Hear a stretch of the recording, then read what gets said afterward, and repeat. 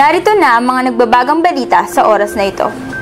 Ayon sa huling datos ng Professional Regulation Commission, bahagyang tumaas ang porsyento ng mga tumasino na nakapasa sa physical therapy at occupational therapy licensure examinations na ginanap noong ika-4 at ika-5 ng Agosto. Tinatayang 79 sa 89 na tumasinong kumuha ng pagsusulit ng PT ang nakapasa at 23 sa 38 naman sa OT. Ito ay mas mataas ng halos 3% at 2% noong nakaraang taon. Bagaman tumaas ang porsyento ng mga tumasinong nakapasa, bumaba naman ang bilang ng mga top-notchers ng universidad. Noong nakaraang taon, 4 na tumasinong napabilang sa mga top-notchers, higit na mas marami kaysa sa 2 tumasino na napabilang ngayon.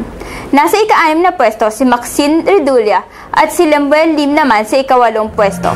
Samantala, sa ibang balita, nagpasa ang Office for Student Affairs sa Kongreso ng higit 2,000 pirma ng mga tumasinong nais pigilan ang pagsasabatas ng Reproductive Health Bill o RH Bill noong Lunes.